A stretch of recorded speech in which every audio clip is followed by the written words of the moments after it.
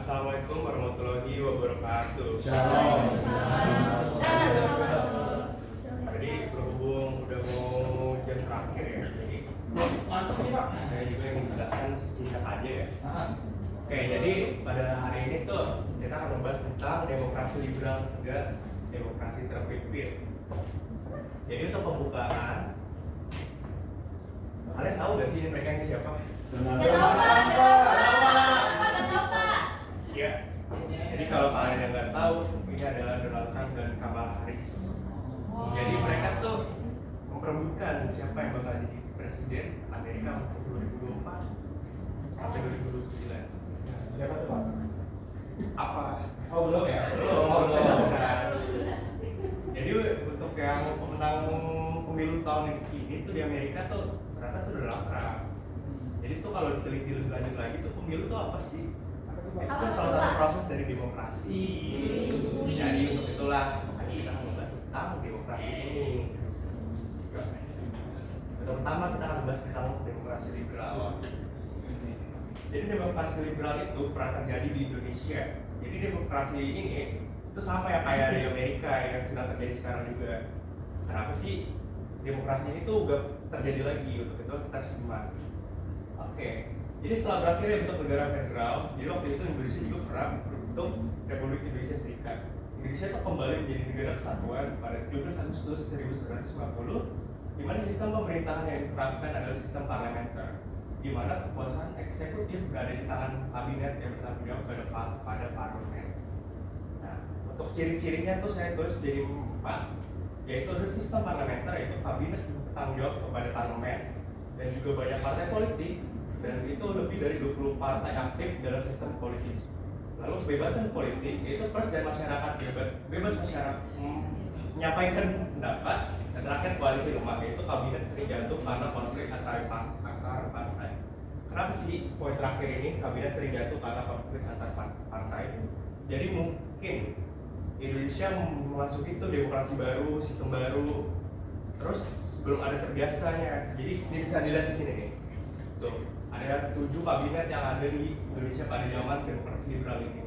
Yang pertama ada kabinet Natsir, yang kedua ada kabinet Sukiman, kabinet Wilopo, kabinet Ali Sastro Widjojo, dan lalu ada kabinet Burhanuddin Harahap, ada Ali Sastro Widjojo yang kedua, dan terakhir ada kabinet Juanda. Yang mau saya highlight di sini adalah tuh kabinet si Burhanuddin Harahap, yaitu pemilu pertama tahun 1955. Kenapa? Karena pada zaman ini dia pertama kali melaksanakan pemilu di Indonesia, yaitu pada tahun 1955. Nah, itu pemilu pertama yang demokratis untuk memilih anggota DPR dan konstituante. Itu konstituante itu adalah itu mereka tuh yang merancang undang-undang, gimana cara mereka bikin itu, dan itu di undang-undang yang dibikin oleh mereka itu undang-undang pada zaman itunya itu ya. Lalu pada pemilu ini tuh ada 4 besar partai, yaitu PNI, Masyumi, NU, dan PKI. Namun pada zaman demokrasi liberal ini tuh banyak tantangan dan masalah. Yang pertama itu ada ketidakstabilan politik, yaitu kabinet sering berganti, menciptakan pemerintahan yang tidak efektif. Yaitu yang kedua, dan ada krisis ekonomi, itu ada inflasi tinggi, pengangguran dan kemiskinan.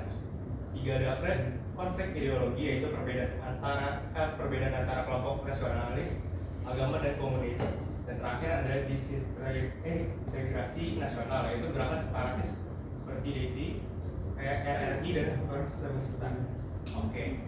Karena masalah dan tantangan inilah yang menyebabkan tuh Indonesia berganti menjadi demokrasi terpimpin. Jadi tapi gak serta-merta harus berubah aja, pasti kan ada masalah-masalah ini.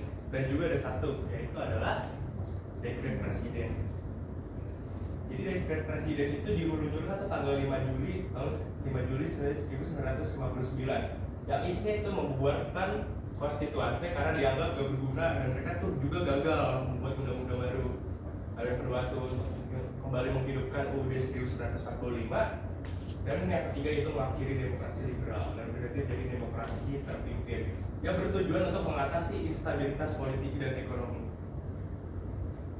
Nah, untuk ciri-cirinya, kekuasaan terpusat pada presiden. Jadi Presiden Soekarno tuh memiliki kekuasaan dominan sebagai kepala negara dan juga kepala pemerintahan, dan juga peran terbatas parlemen yaitu DPR GR untuk dibentuk untuk mengganti DPR hasil pemilu 1955.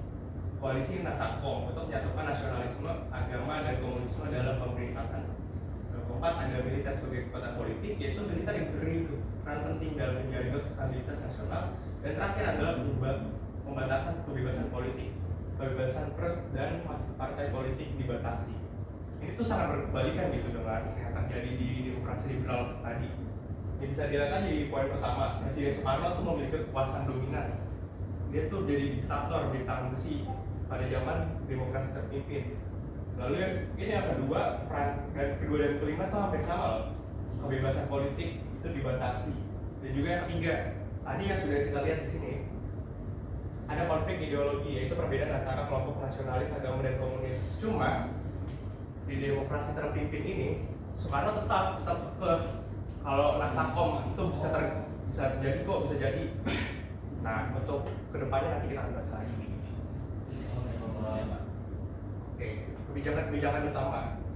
Yang nomor satu itu menarik, konfrontasi dengan Malaysia pada 1963. Itu penolakan bentuk Federasi Malaysia karena dianggap sebagai ancaman neokolonialisme. Mungkin ada fun fact di sini ya. Sebenarnya tuh alasan lain kenapa kita berkonfrontasi dengan Malaysia tuh karena Soekarno tuh menganggap Malaysia tuh anjingnya Inggris. Makanya kayak, wah nggak bisa nih kayak gini nih. Masa kemerdekaan tuh dikasih cuma-cuma, nggak ada ininya. Makanya Indonesia pada zaman itu nggak mau berteman sama Malaysia. Lalu yang kedua ada perjuangan pembebasan Irian Barat, yaitu operasi Trikora yang sukses mengintegrasikan Irian Barat ke Indonesia. Yang ketiga ada ekonomi terpimpin, di mana kebijakan ekonomi terpusat dengan kontrol ketat oleh pemerintah. Yang keempat ada poros global untuk menggalak hubungan dengan negara-negara Asia, Afrika, dan Blok Timur. Yang tadi juga sudah dibahas, yaitu tentang gerakan non-blok juga. Dan masalah dan tantangan di demokrasi terpimpin ini banyak ya. Itu ada ketegangan ideologi, itu persaingan antara PKI, militer, dan kelompok agama. Yang kedua ada krisis ekonomi, inflasi mencapai lebih dari 800%, kelangkaan barang, dan hutang luar negeri yang luar biasa besar. Dan ini yang nomor dua tuh, kenapa bisa terjadi seperti itu? Karena pada zaman Soekarno kalian pasti tahu ada proyek Mercusuar, di mana ada pembangunan GBK, pembangunan Monas, dan juga ada Olimpiade Ganevo. Itu tuh pakai dana sendiri, dana negara. Di mana itu cuma ambisi dari Soekarno saja. Dan di situ ya rakyat juga berita dong, karena ambisi dari sang pemimpinnya. Dan ketiga ada pembatasan demokrasi, oposisi politik itu diberangus dan peran parlemen dilemahkan. Yang terakhir ada gerakan separatis seperti konflik internal yang terjadi di Aceh dan Sulawesi dan terus berlangsung. Dan akhir dari demokrasi terpimpin ini adalah peristiwa G30 SPKI pada 30 September 1965, di mana kudeta ini tuh yang melibatkan PKI dan memunculkan krisis politik besar. Dan juga tumbangnya Soekarno, dan terakhir demokrasi terpimpin ditandai dengan lahirnya Orde Baru di bawah Soeharto. Dan juga ini terjadi karena adanya Super Smart juga ya. Oke, ya sekian dari materi kita kali ini. Nah, buat penugasan ya, saya mau bikin penugasan. Kalian mau tugas sekarang aja atau nanti buat PR aja nih? Tugas Pak, masa tugas. Banyak banget Pak tugas. Voting aja. Siapa yang pengen jadi PR? Kan biar nggak ada tugas. Siapa yang mau sekarang? Padahal sekarang lebih enak tuh. Apa tuh, Pak? Apa tuh Pak? Kalau sekarang aja ya. Nah, jadi saya bakal satu orang. Apa tuh? Satu orang bisa menjelaskan nggak sih apa sih perbedaan dari demokrasi liberal dan demokrasi terpimpin ini? Simpel aja, nggak usah panjang-panjang. Kalau emang nggak ada, beda saja dulu. Ayo, siapa yang mau maju? Ada yang bayar Pak. Itu Pak yang dengan HP Pak. Dari Ya, situ. Pak. Di situ kalau besar, Pak ya. 3, 2, Pak tidur Pak. 1. Tidur Pak tidur. Tidur Pak. HP. Siapa ya? Udahlah, bang aja lah. Itu apa sih?